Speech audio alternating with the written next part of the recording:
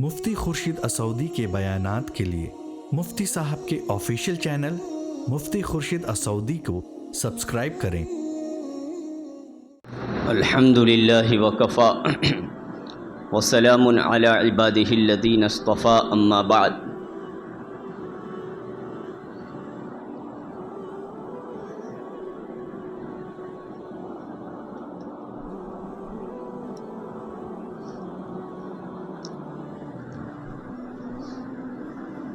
फ़अऊज़ु बिल्लाहि मिनश शैतानिर रजीम।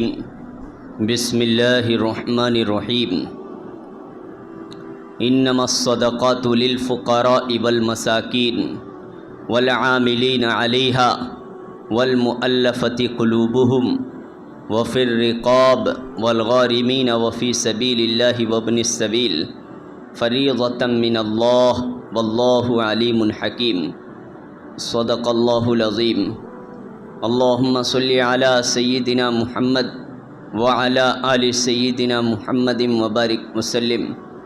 अल्लाहुम्मा सल्लि अला सय्यिदिना मुहम्मद व अला आलि सय्यिदिना मुहम्मदिन व बारिक वसल्लिम।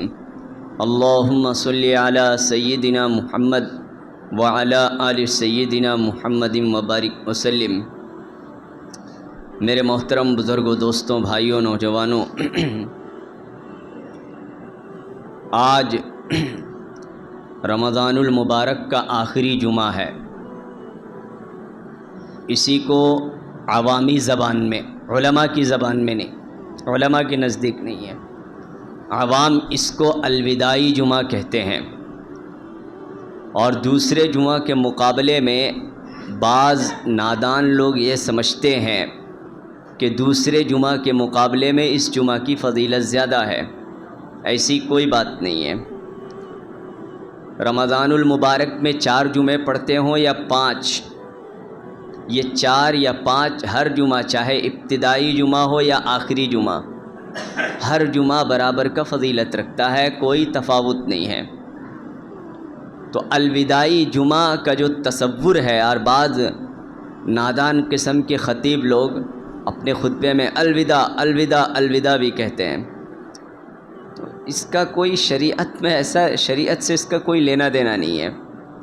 हाँ, मगर इतना ज़रूर है, लोगों में ये जो चर्चे हुए और ये जो शोहरत हुई, एक फ़ायदा ज़रूर हुआ इससे, वो ये कि बहुत सारे ऐसे लोग जो जुमा भी नहीं पढ़ते। अभी मैं अपने बस्ती से होते हुए आ रहा हूँ, मैंने नज़र दौड़ाया जुमा के लिए, जो फ़स्अऊ इला ज़िक्रिल्लाह, जो कुरान में अल्लाह ने कहा कि जुमा की तरफ तुम दौड़ लगाओ, जल्दी जल्दी जाओ, जिसको अल्लाह ने ज़िक्र किया, वो मंज़र मैं अपनी अभी बस्ती से देखते हुए आ रहा हूँ, जो कि इससे पहले जुमा में मैंने नहीं देखा। तो इस अलविदाई जुमा के नाम से बहुत सारे ऐसे लोग जो जुमा की नमाज भी नहीं पढ़ते, वो जुमे की नमाज पढ़ लेते हैं। एक खुशी होती है इस सिलसिले में। बहरहाल अलविदाई जुमे का कोई तसव्वुर शरीयत में नहीं है।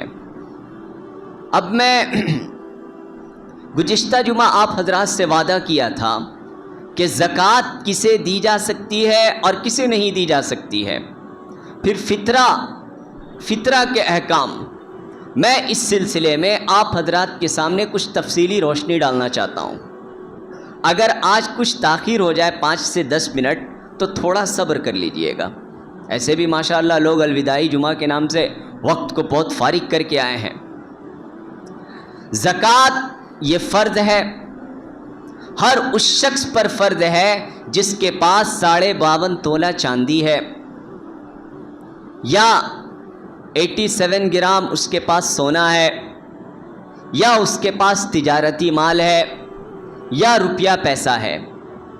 अगर थोड़े थोड़े सब कुछ हैं और सबको मिलाकर 612 ग्राम चांदी की कीमत पहुंच रहा है, तो और उस पर 1 साल गुजर रहा है, तो उस बंदे पर ज़कात फ़र्ज़ है।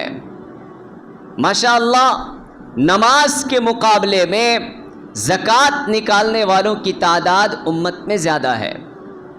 मैं बहुत सारे ऐसे लोगों को बजाते खुद जानता हूँ जो नमाज तो दूर की बात, जुमा की नमाज भी नहीं पढ़ते, مگر پابندی سے وہ زکوٰۃ نکالتے ہیں.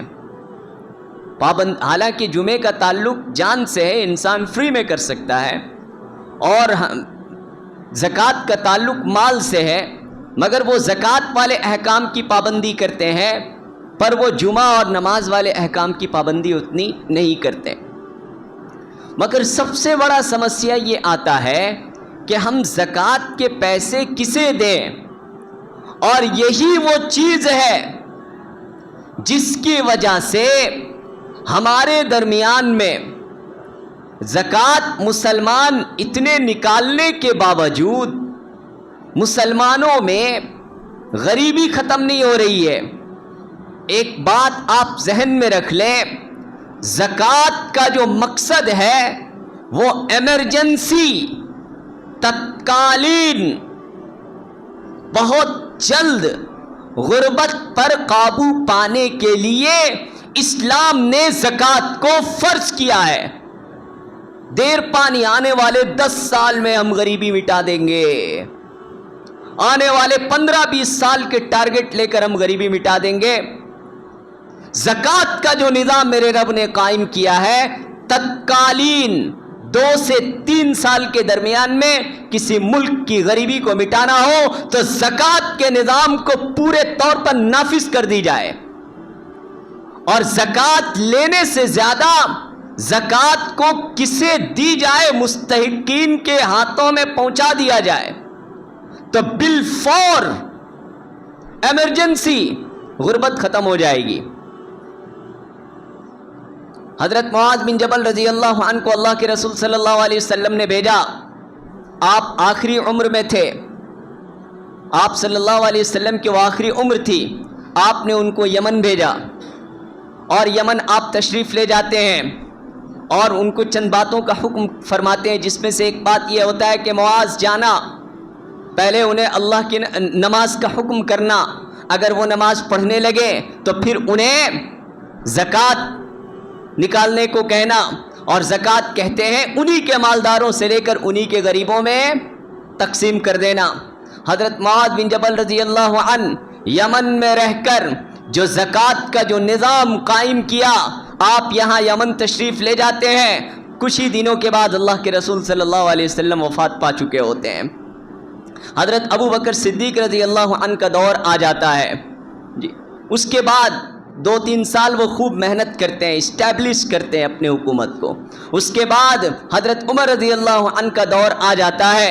حضرت عمر رضی اللہ عنہ کے دور میں حضرت معاذ بن جبل رضی اللہ عنہ یمن سے یمن کے زکوٰۃ کا ایک حصہ مال مدینہ بھیج دیتے ہیں.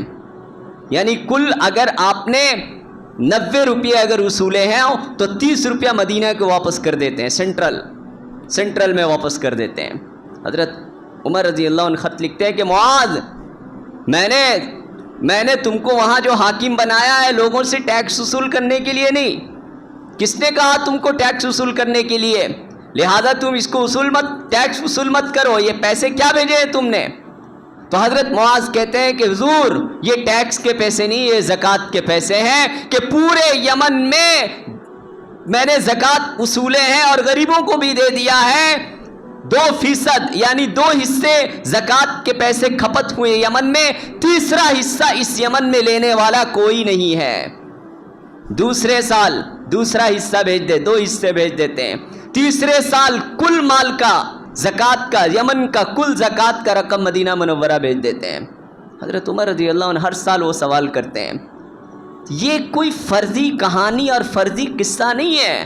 آپ قلم کاپی اٹھائیں، نیٹ میں آپ ٹٹولیں کہ آپ کے اس ملک میں سالانہ 1 کروڑ ٹرانزیکشن کے لوگ کتنے ہیں. 1 کروڑ کی بات کہہ رہا ہوں، 1000 کروڑ 500 کروڑ 100 کروڑ کی بات نہیں کر رہا. 1 کروڑ ٹرانزیکشن کے لوگ کتنے ہیں، نیٹ بتا دے گا. اس کو اٹھائیں اور پھر پورے ملک کے ہندو مسلمان سب کو ملا لیں. اب ان کا 2.5% روپیہ جو ہے، 1 کروڑ کا 2.5% آپ نکالیں، ٹھیک ہے، اور اس کے بعد 2.5 لاکھ روپیہ کر کے، اور اس کے بعد اس کو آپ حساب کریں، اور حساب کرنے کے بعد پھر اس ملک میں جو 20 کروڑ ایسے لوگ رہتے ہیں جو ایک وقت کھاتے ہیں اور ایک وقت کھاتے نہیں ہیں، ایک وقت وہ بھوکے رہتے ہیں، کبھی دن ان کا بھوک میں گزر جاتا ہے تو کبھی رات وہ بھوکے سوتے ہیں۔ ان 20 کروڑ لوگوں میں ان 1 کروڑ لوگوں کے 2.5% پیسے اگر تقسیم کر دیے جائے تو اس ہمارے ملک ہندوستان میں کتنا تتکال وہ لوگ جو حکومت کے لیے مسئلہ بنے ہوئے ہیں غریبی کے اتنے نیچے ریکھے میں، کتنا جلدی ان کے اندر غریبی ختم ہوگی۔ اور پلس جب ان کو پیسے ملیں گے تو وہ کیا کریں گے؟ ہوے میں اچھالیں گے کیا؟ ارے وہ بھی تو مارکیٹ کریں گے، جس کے پاس چاول نہیں ہے چاول خریدے گا، دال نہیں ہے دال خریدے گا، جوتے نہیں ہے جوتے خریدے گا، کپڑے نہیں ہے کپڑے خریدے گا، گھر کا چھپر اکھڑ گیا تھا گھر کا چھپر بنا لے گا، کسی کے پاس رہنے کو ٹینٹ بھی نہیں تھا باہر میں سو رہے تھے وہ کم از کم ٹینٹ تو خرید لے گا۔ جب یہ مارکیٹ فلوئنگ ہوگا تو کہاں سے خریدیں گے؟ آسمان سے تھوڑی خریدیں گے، وہی مالداروں کی دکان میں آئیں گے خریدنے کے لیے۔ بزنس کیسا رن پڑ جائے گا، سمجھ رہے ہیں؟ تو اللہ رب العزت نے زکوٰۃ کو ایمرجنسی غربت دور کرنے کے لیے زکوٰۃ کو نافذ کیا ہے۔ تو زکوٰۃ ہم کن لوگوں کو دیں؟ قرآن نے کہا انما الصدقات للفقراء والمساکین، زکوٰۃ فقیروں کے لیے ہے، زکوٰۃ مسکینوں کے لیے ہے۔ فقیر کس کو کہتے ہیں بھائی؟ آئیے قرآن سے ہی جانتے ہیں۔ قرآن میں اللہ نے کہا للفقراء المہاجرین الذین اخرجوا من دیارہم، ان مہاجرین فقراء انہیں گھر سے نکال دیا گیا۔ مکہ کے ان صحابہ کو اللہ فقیر کہہ رہے ہیں جن کو مکے سے نکال دیا گیا، ان کے گھر ان کی تجارت ان کے مال سب لوٹ لیے گیا، ان کو چھوڑنا پڑا مجبوراً۔ تو ظاہر سی بات ہے جس انسان کے پاس رہنے کو نہ گھر ہو نہ کوئی پیسہ ہو نہ کوئی کاروبار ہو، اس کو شریعت کہتی ہے فقیر۔ تو سب سے پہلے زکوٰۃ کا جو مستحق ہے وہ ہے فقیر۔ والمساکین، دوسرا جو مستحق ہے زکوٰۃ کا وہ مسکین ہے۔ مسکین، مسکین کس کو کہتے ہیں؟ آئیے وہ بھی قرآن سے ہی پوچھ لیتے ہیں بھائی مسکین کس کو کہا جاتا ہے۔ اللہ رب العزت نے موسیٰ علیہ السلام کو حکم دیا کہ جاؤ سمندر میں میرا ایک بندہ رہتا ہے، اس سے تم علم حاصل کرنا۔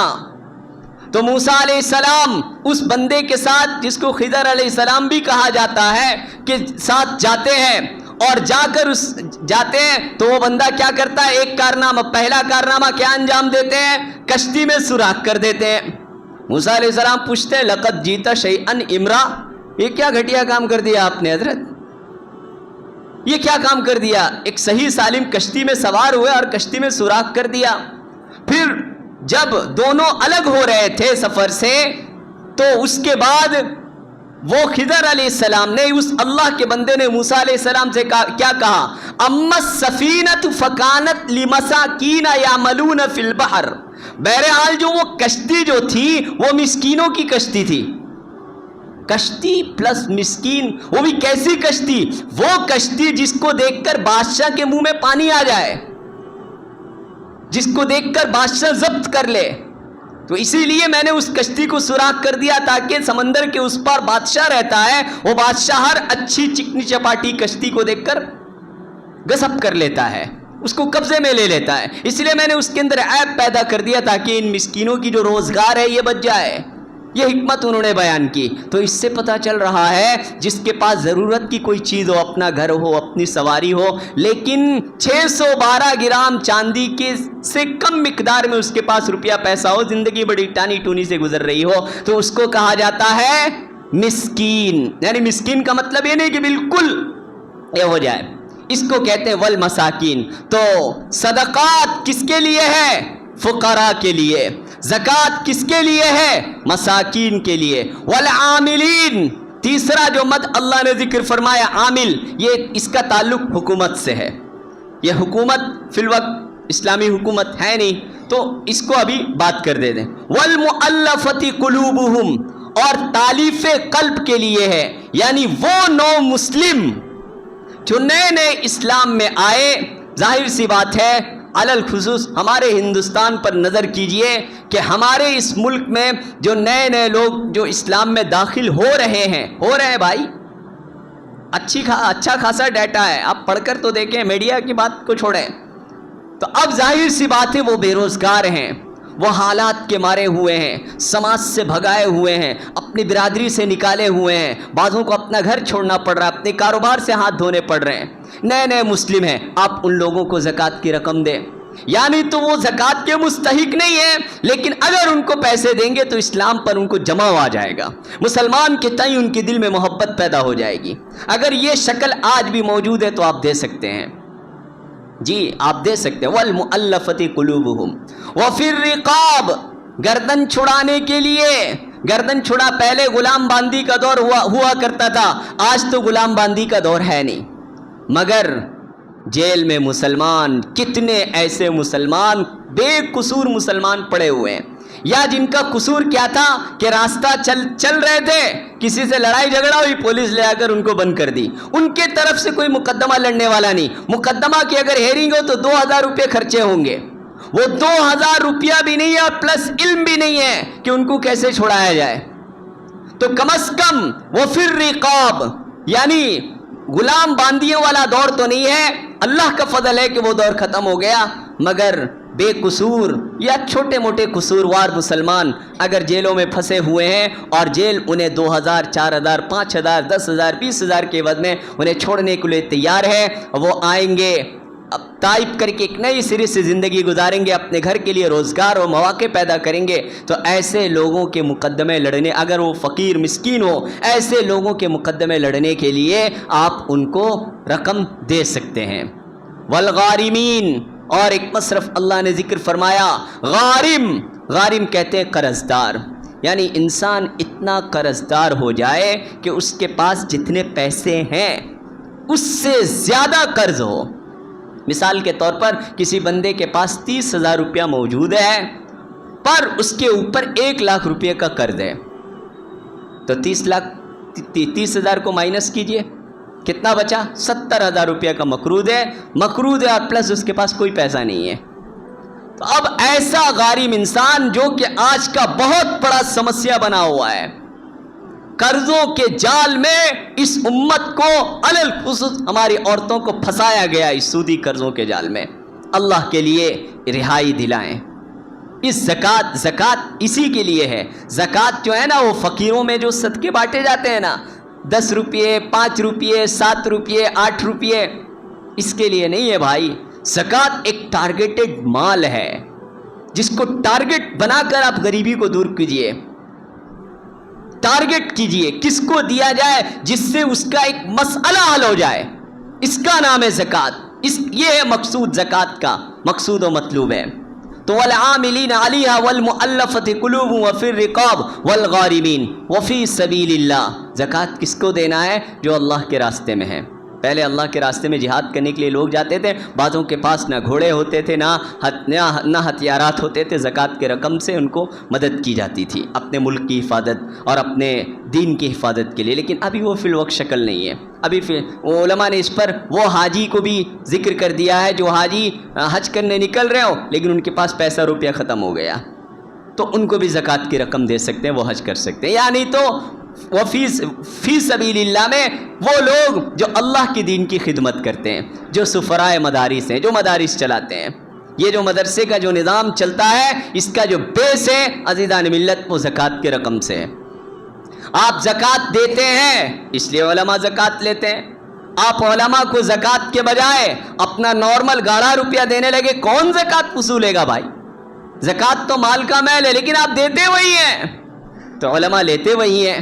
تو کم از کم جو مدارس کے سفراء آ رہے ہیں، میں نے گزشتہ جمعہ یہ بات کہی تھی، چند کالی بھیڑیے بھی اپنے لباسوں میں موجود ہیں، ان کی تحقیق و تصدیق کر لیں، ان کا تصدیق نامہ دیکھ لیں. سب سے بہترین تصدیق کا یہ ہے کہ ان کے جو نمبرات جو دیے گئے ہیں نا، دیکھو اس کے اندر 2-3 نمبر چھپے رہتے ہیں، 1-2 نمبر پر آپ کال کر لیں، بھائی یہ جو آپ کے سفیر صاحب ہمارے یہاں آئے ہوئے ہیں یہ کون ہے، کیا ہے. ایک حد تک تسلی بخش آپ کو جو ہے اطمینان ہو جائے گا. اطمینان کے بعد آپ ان کو دیں. اللہ کے واسطے جو سفیر آ رہے ہیں ان میں سے بعض علماء ہوتے ہیں، محدثین ہوتے ہیں، شیخ الحدیث ہوتے ہیں، لیکن آپ کے ساتھ بڑی عاجزی و نرمی کے ساتھ پیش آتے ہیں، تو ان کے عاجزی و نرمی کا غلط فائدہ آپ اللہ کے واسطے نہ اٹھائیں. آپ ان کو جھڑکے نہ. وَأَمَّا السَّائِلَ فَلَا تَنْهَرْ. بھیک مانگنے والا چاہے وہ جتنا گھٹیا انسان ہو, جتنی بھی آپ کے ساتھ وہ بدتمیزی کرے, آپ ان کو جھڑک نہیں سکتے. تو ایک نارمل سائل کو اللہ نے جھڑکنے سے منع کیا ہے. تو ایک سفیر جو مدارس کے لیے, جو اپنے جیب کے لیے, جو قوم و ملت کی خدمت کے لیے آ رہے ہیں, ارے بھائی علماء کو ہمیں تو بہت آفر ملتے رہتے ہیں بھائی, ہمیں تو بہت یہودی تنظیموں کے جانب سے بہت لمبے لمبے فنڈ, سرکار کے جانب سے بہت لمبے لمبے فنڈ کے آفر کیے جاتے ہیں, بعض سنستھاؤں کے جانب سے ہمیں آفر کیے جاتے ہیں ہم مدارس والوں کو. آپ مدرسے کو ہمارے این جی او میں رجسٹرڈ کروا دیجیے, ہم اتنا کروڑ روپیہ دے دیں گے, ہم اتنے اربوں روپیہ آپ کو دے دیں گے, ہم مالا مال ہو سکتے ہیں, راتوں رات ہم مالا مال ہو سکتے ہیں. لیکن در در کی جو ٹھوکریں کھاتے ہیں, جو چندے آپ سے وصولتے ہیں, صرف اور صرف دین کو بچانے کے لیے, صرف اور صرف آپ کی خدمت کرنے کے لیے, آپ کی نسل کی ایمان کی, عزت کی, آبرو کی, آپ کی عقل کی, آپ کی نسل کی حفاظت کرنے کے لیے یہ کرتے ہیں. تو کم از کم اگر آپ ان کو زکوٰۃ نہ بھی دیں تو اچھے لب و لہجے تو اختیار کریں, مسکرا تو دیں, یہ بھی صدقہ ہے. مسکرا کر کہتے ہیں مولوی صاحب ایسی کمائی ہے نہیں, آج میرے پاس کچھ پیسے نہیں ہیں, چلیے ٹھیک ہے 10 روپیہ ہی رکھ لیجیے. اچھے سے تو بول دیں, کم از کم بیٹھا دیں, اگر وہ شام کا وقت ہے تو کم از کم ٹھنڈا پانی تو پلا دیں اللہ کے لیے. تو اسی طرح احسان کا معاملہ. وابن السبیل, اس کے بعد اللہ نے آخری جو مد جو ذکر فرمایا ہے, ابن السبیل کا ذکر فرمایا ہے. ابن السبیل کہتے ہیں راستے کا بیٹا, یعنی مسافر. ایک انسان مسافر ہے, بہار کا آدمی ہے, یو پی کا آدمی ہے, کشمیر کا آدمی ہے, کسی بھی بنگلور کا آدمی ہے وہ اپنے گھر کا سیٹ ہے, وہ اپنے گھر کا بہت, لیکن ٹرین میں آیا لٹ پٹ گیا, نہ اس کے پاس اے ٹی ایم کارڈ ہے, نہ کچھ ہے, بڑا پریشان ہے, حالانکہ اپنے گھر میں بہت مال ہے اس کے پاس. اب جو یہاں پر آیا ہے, اب اس کو واپس گھر جانے, کھانے پینے کا مسئلہ ہے, قیام کا مسئلہ ہے, تو اب اس کو آپ زکوٰۃ کا رقم دے سکتے ہیں.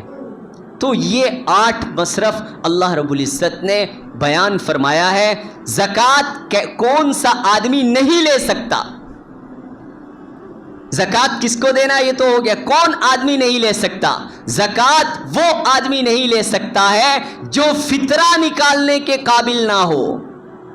فطرہ کون آدمی نہیں نکال سکتا ہے؟ فطرہ وہ انسان نہیں نکال سکتا ہے, نہیں نکالے گا جس کے پاس روپیہ پیسہ, سونا چاندی, تجارتی مال, ایکسٹرا گھر, ایکسٹرا کپڑے, ایکسٹرا برتن, ایکسٹرا سواری, یہ تمام چیزوں کو ملا کر بھی 612 گرام چاندی کی مقدار میں نہ پہنچتا ہو. جو اس گھر میں وہ رہ رہا ہے وہ گھر نہیں, ایکسٹرا کوئی گھر, چاہے وہ کرایہ میں لگا ہے, فلیٹ ہو, جس زمین میں ہو رہا ہے ایکسٹرا زمین, یہ تمام چیزوں کو ملا کر 612 گرام چاندی کی قیمت بھی اس کے پاس نہیں ہے, تو ایسا آدمی زکوٰۃ لے سکتا ہے.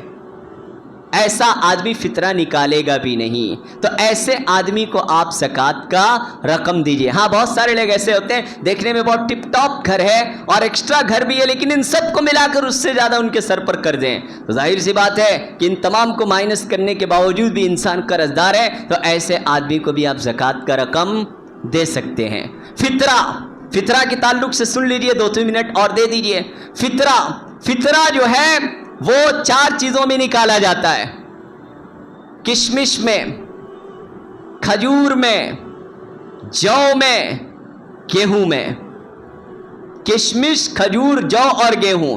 ہماری قوم کو صرف گیہوں کا یاد آتا ہے.